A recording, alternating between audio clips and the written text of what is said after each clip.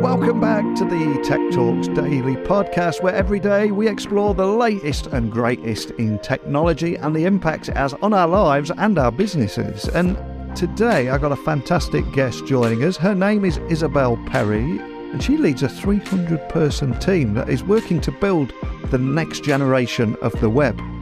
And they're helping major brands like H&amp, Tomorrowland, Spin, Eurovision, Sprite, and even the Dubai World Expo. And they're helping them all experiment with blockchain technology and the creation of immersive experiences in the metaverse.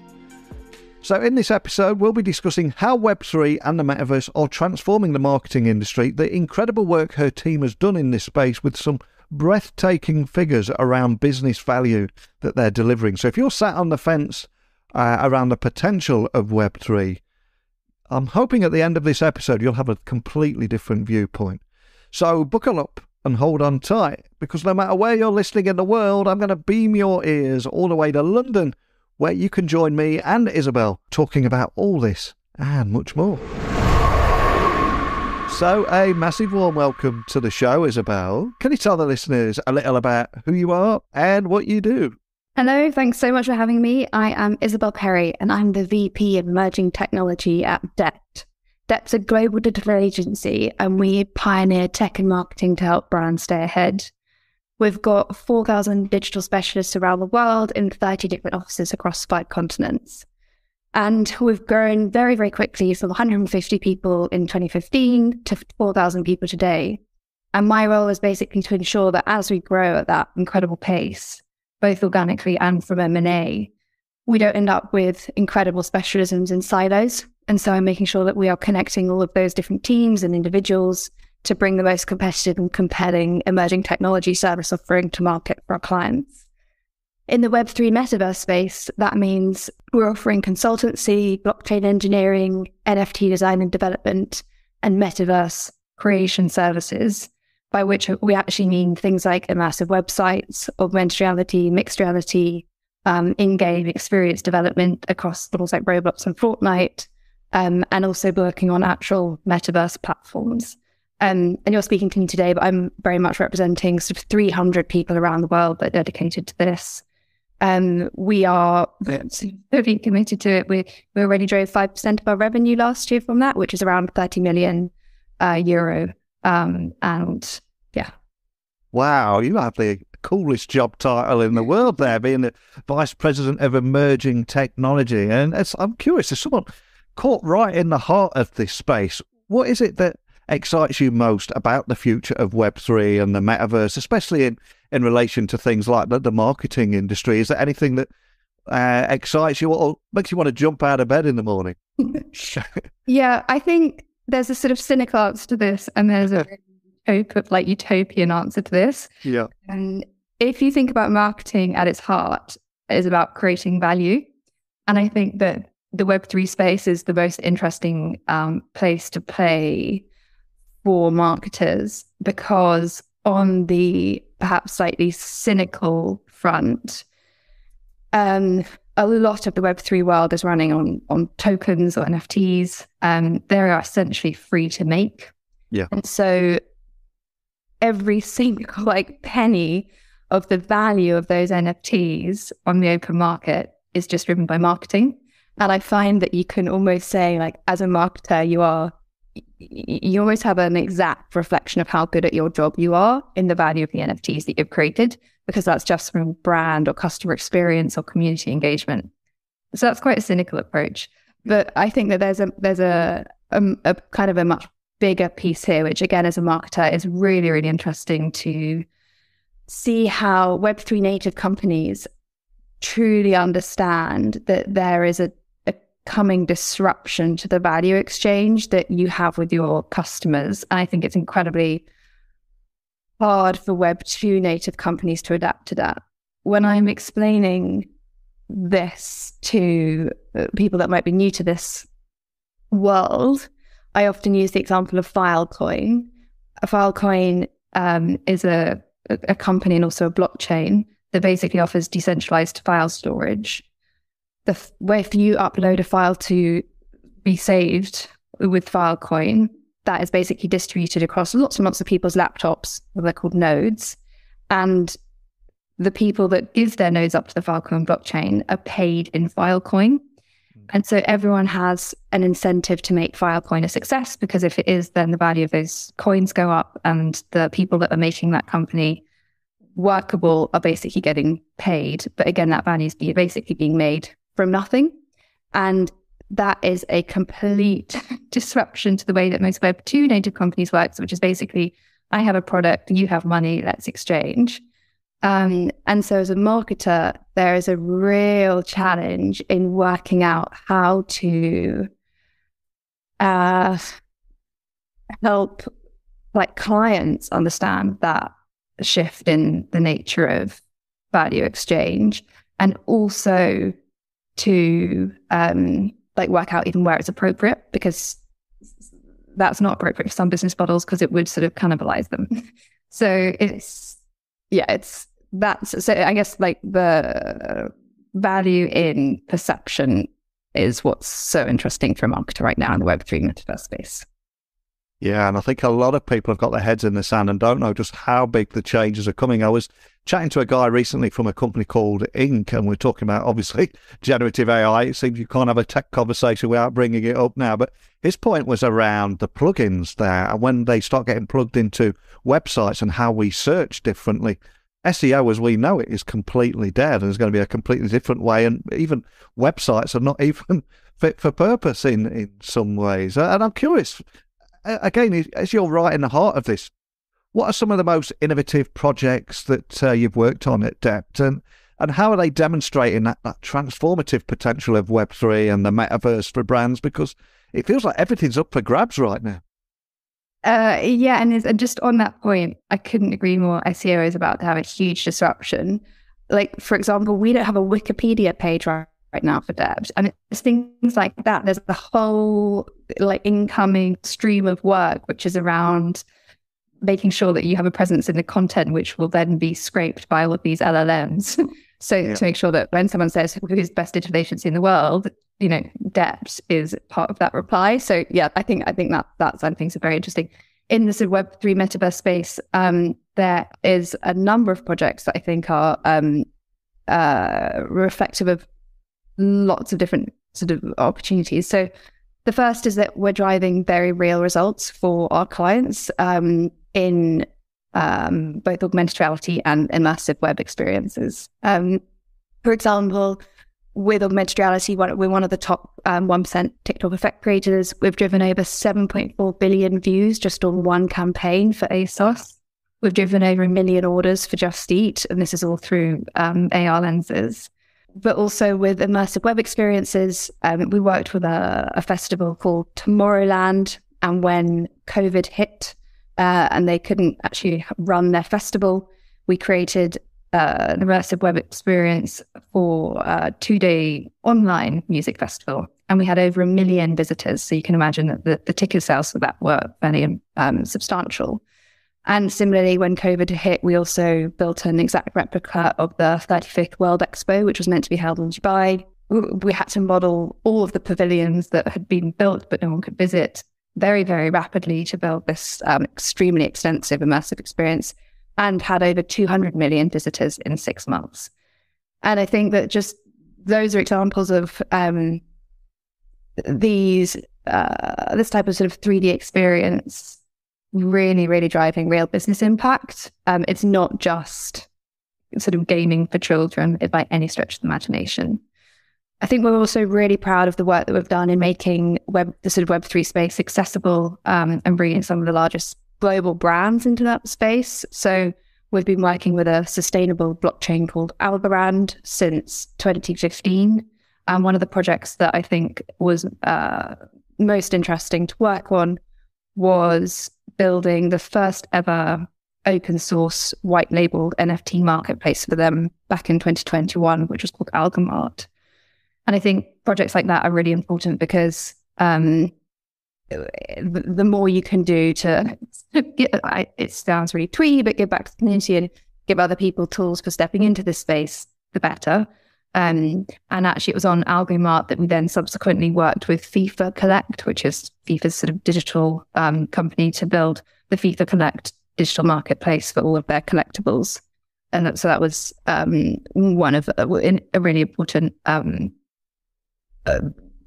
company to sort of create the NFT sports map.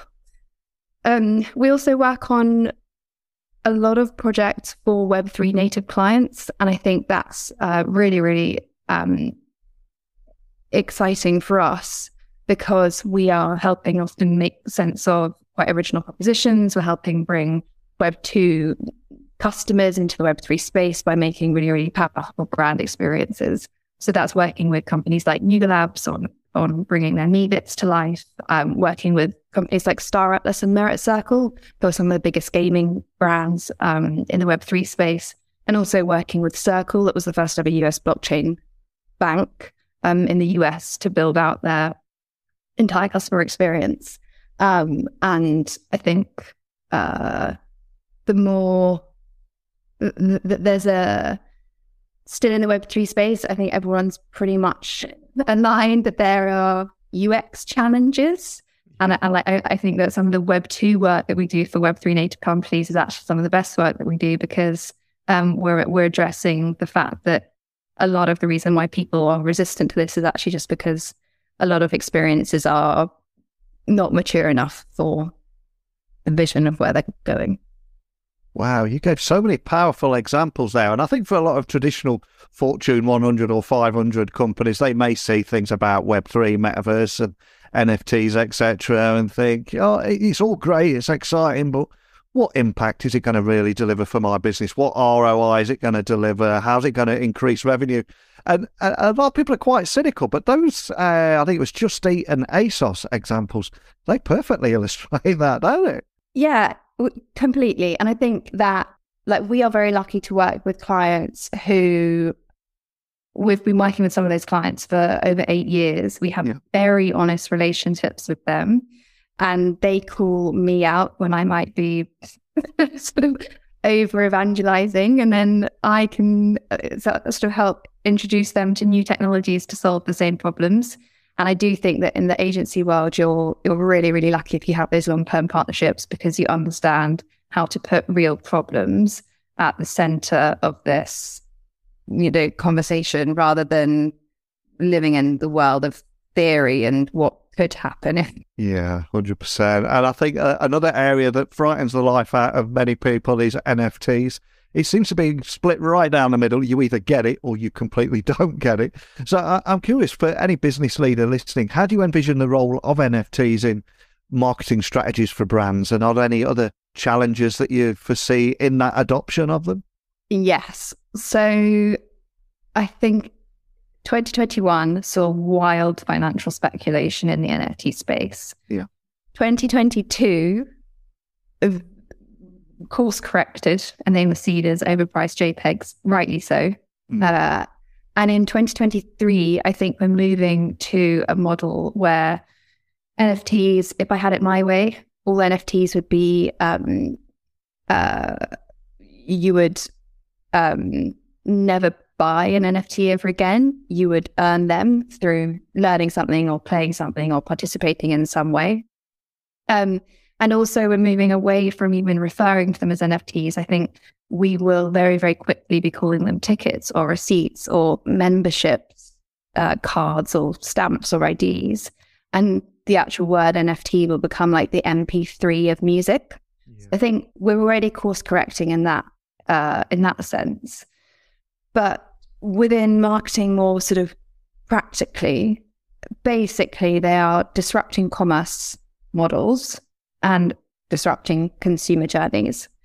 In the world of sort of disrupting commerce models, we're basically looking at tokenized ownership, tokenized membership, and then incentivizing purchase through sort of particularly, and I think the luxury space, where you're selling a real product but certifying its authenticity with an NFT.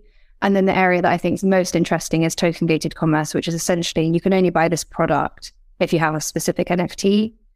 Obviously, that works for branded experiences, but one of the things we're also thinking a lot about is ghost partnerships. When you basically token gate against someone else's NFTs, And that might be an official partnership or a non-official partnership. If you wanted to, acquire competitors' customers, because you're basically saying, if you have, the Starbucks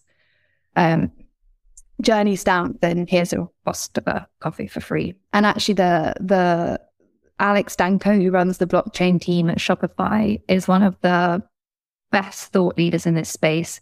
And Shopify in general deserves a shout out, because they're just making everything I just said incredibly accessible and easy to implement, and building a really amazing ecosystem of partners to make that all to massively lower the barriers to entry in that.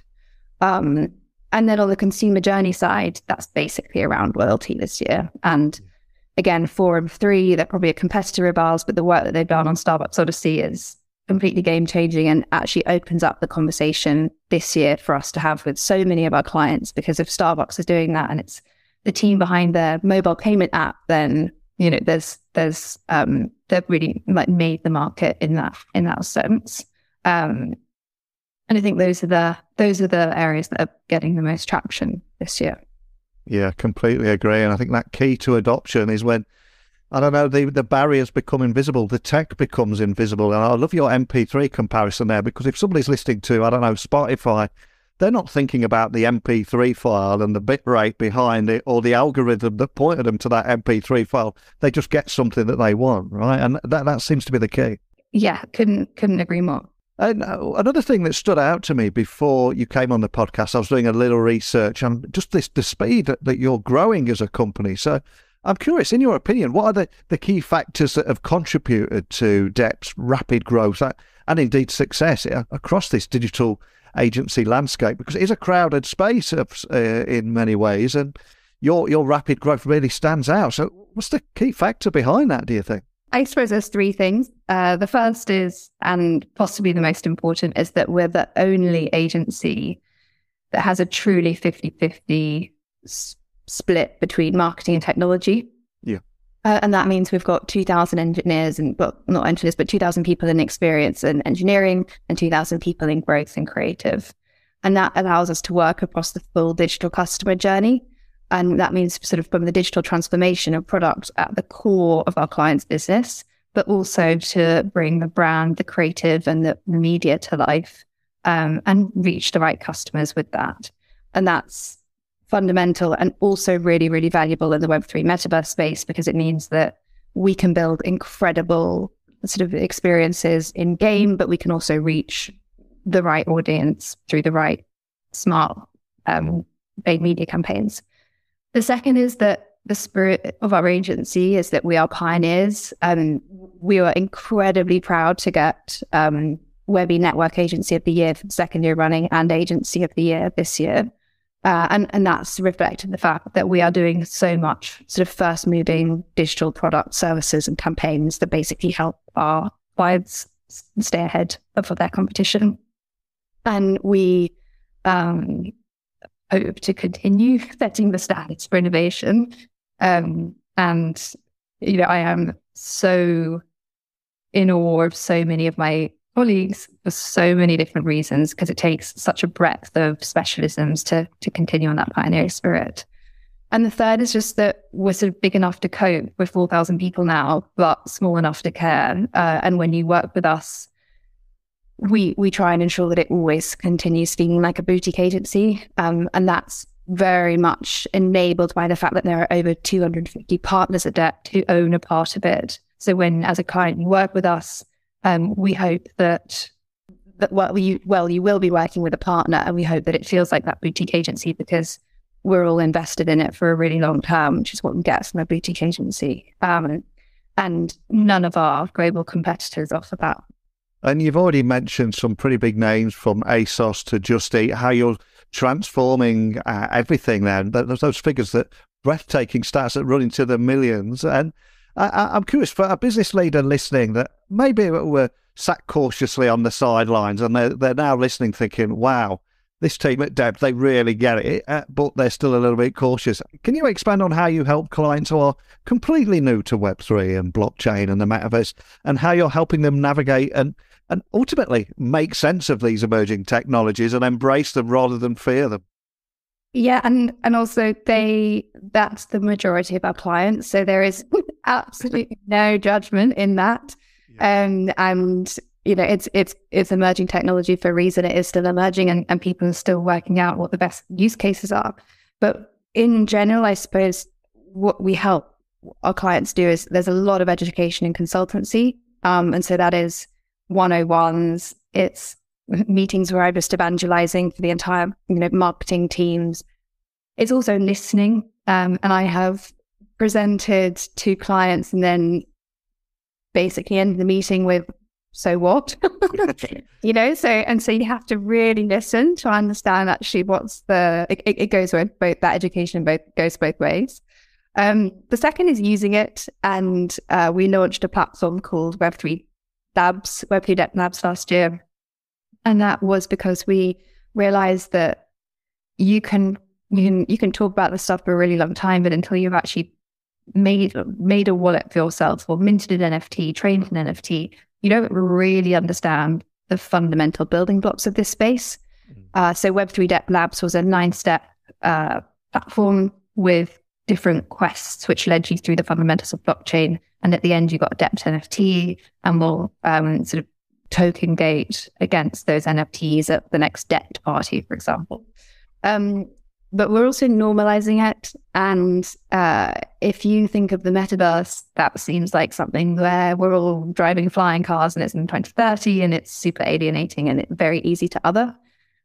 But realistically, advertisers have always had to adapt to their customers. And if you reframe the metaverse as just a few new channels where your future consumers are, Snapchat's got 375 million daily active users, Roblox has 67 million daily active users. This is just the evolution of reaching your consumers, and it's got a funny name, but it's got incredible potential. There's incredible reach, and also you can just do things that have never been done before. And that's what I think a lot of people, client side and agency side, get incredibly motivated by. And I think a lot are very cautious as well, because over the years, we've seen the results of what happens when big tech moves fast and breaks things. So there's a lot of question marks around being responsible, understanding, education, and so much more, especially around ethical and moral decision-making around how we use this technology. So as more brands explore the possibilities of Web3 and the metaverse, are there any ethical considerations that they should be keeping in mind? I get the impression this might be, I suspect this might be a question you get a lot, right? Yeah, and I think there's two that I think are most important. When you are moving into new platforms, the fastest adopters of new platforms are often young people, sometimes children.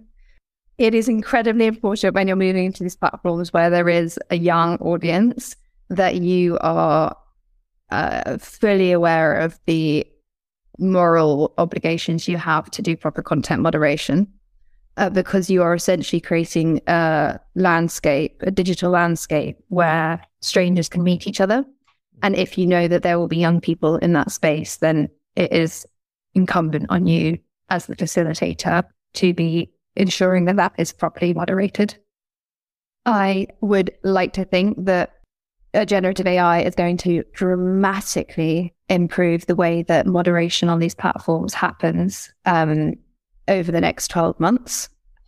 But that does require serious investment from all of these different tech platforms. And so it's important as a brand in these spaces to be taking on some of that responsibility yourself. And also, of course, to be following local regulations around advertising to children. Yeah, completely agree. And before you come on the podcast, when I was doing that research on you, immersing myself in all things DEPT related, I also read about Web3 Labs, a Web3 Labs platform, and how it will help clients and employees better understand Web3 fundamentals and its potential impact on businesses. Sounds fantastic, because I think that education and awareness piece is so important. But can you tell me a little bit more about that? Yeah, so last year we understood that it's very easy to talk about these things in abstract, but actually until you make a wallet or mint an NFT, you don't really understand the experiences that are possible and the experiences that your customers would respond well to.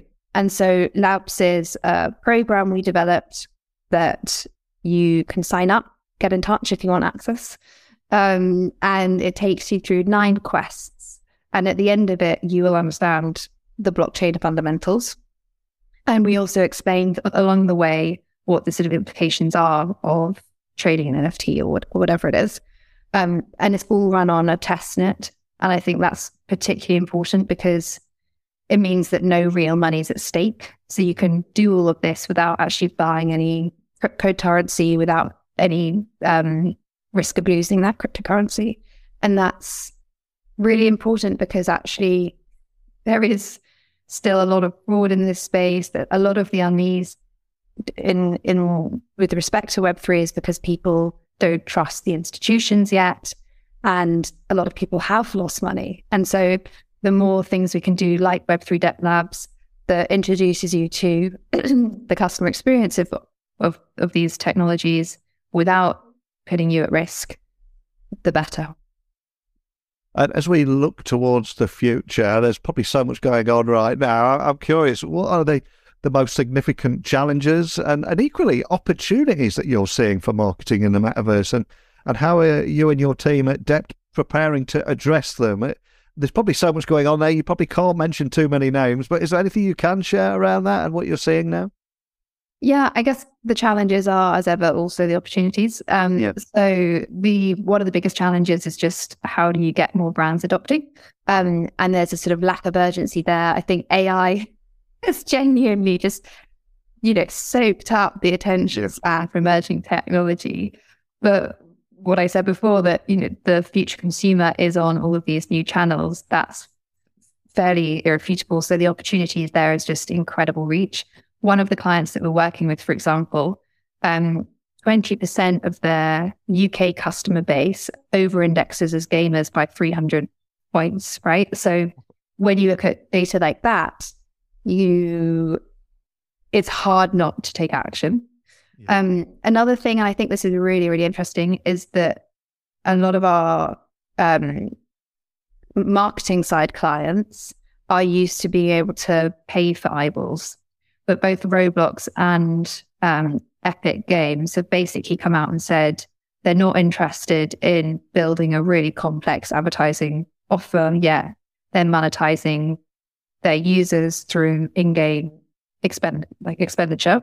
And that's a very different challenge to get your head around as a brand, because you can't just make an ad and pay for people to see the ad.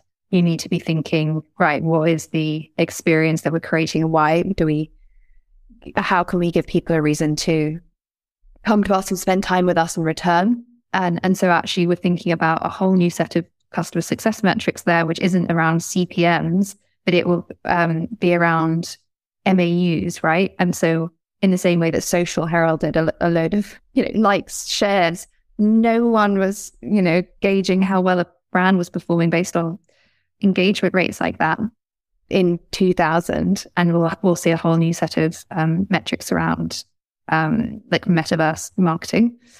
The third is probably just that there's this myth that this is all around virtual reality headsets, and it's absolutely not. But the opportunity is actually the internet will become more immersive. All the skills that are required to build virtual reality headsets are basically the same skills that will be required for building incredible 3D experiences, be it in AR, mixed reality, or just really incredible immersive web experiences. And you're already seeing that even just in sort of design of 2D assets, like the 3D aesthetic is permeating very rapidly. And then another thing is just the cost to enter. And there's this huge assumption that you can't do anything in this space for less than 250K. Yeah. And that's really interesting just for us. because we're thinking about, okay, well, do we charge per square meter? You know, it introduces really interesting business models. But in general, there's so much that can be done from sort of small in-game assets to test the waters or physical installations. Some of the most really, really cool project we did with eBay last year was actually at Comic-Con, and eBay, the collectibles vertical in eBay is really, really valuable for them. Comic-Con's obviously got a huge collectibles audience because it's people that have incredible dedication to comics. And for eBay's presence at Comic-Con, we created essentially a stand where people could model in their Comic-Con outfits, and we turned them into collectible cards. Oh, cool. I generated, and there was a sort of 2-hour queue for the whole time to try and make one of these collectible cards for yourself. And I think that's it. You know, that's a sort of interesting way of tapping into some cultures at the intersection of your brand and what your customers are passionate about, which didn't cost the world. And I think it's also worth highlighting on the headset side of things, not just virtual reality, but mixed reality and augmented reality. Amazon, Apple, Google, they're all rumoured to be working on this stuff, aren't they, right now? Yeah. And I think the Meta's next headset will be amazing. I mean, we're all waiting for Apple's headset to come out. Yeah, it's that side of things is definitely coming, and it will be, I mean, it's such an exciting place to play right now, given that the next big hardware evolution will be around mixed reality headsets. And yeah. And another big trend, of course, is every business is being asked to act more sustainably, more environmentally friendly, etc. And again, I was reading that you're a certified B Corporation and committed to making a positive impact on the planet too. So I've got to ask, how does all how does that commitment align with your company's work in Web3, blockchain, and the metaverse? Is there anything you can share around that? Yeah, I think firstly, just to dispel the myth that all blockchains are intense energy users, we work with blockchains like Near and Algorand that are all climate neutral, and that's because of the way that they are verifying transactions on chain. It does not require a substantial amount of energy, and so that side has massively evolved in the last 4 years even.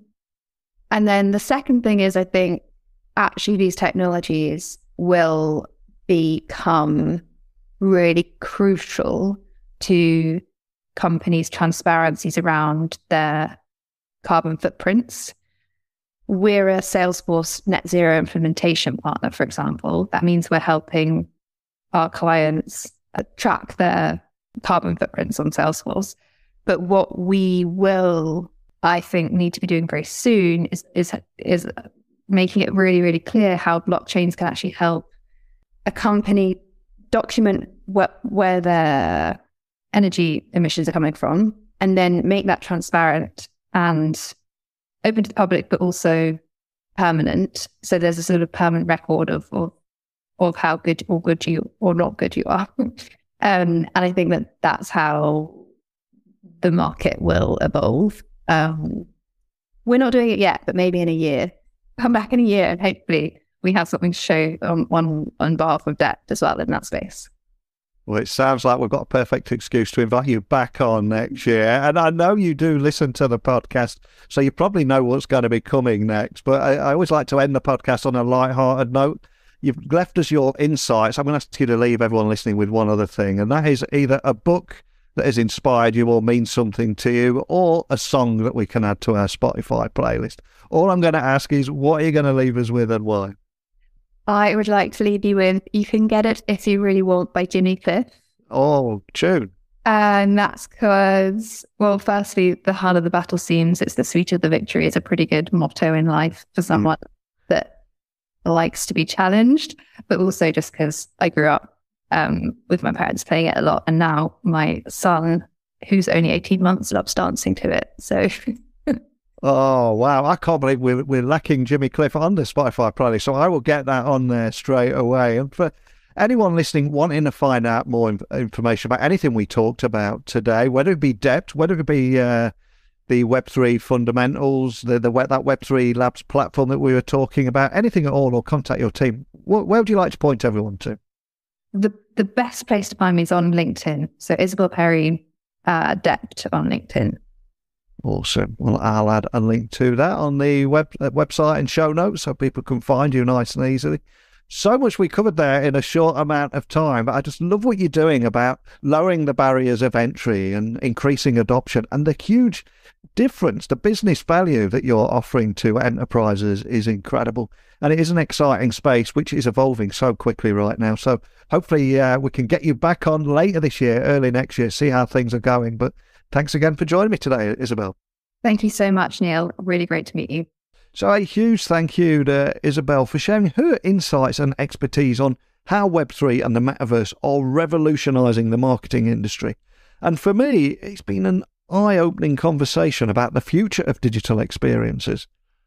And also, most importantly, the business value that it is delivering. And I think we also need to remember that it's going to be customers that are going to be driving these trends as well. One URL we didn't mention in the conversation is deptagency.com. Check that out if you want to find out more about everything we talked about today. You can find me, techblogwriter at outlook.com. Send me an email, website techblogwriter.co.uk, Twitter, LinkedIn, Instagram, just at Neil C. Hughes. I'd love to hear your thoughts on everything we covered today, and I want to invite you into the conversation. So I'll be back again tomorrow with another engaging conversation about the ever-evolving world of technology and the impact that it's having on our lives and businesses. But it's time for me to sign off. So stay curious, keep exploring the wonders of the tech world. Thank you for listening, and until next time, don't be a stranger.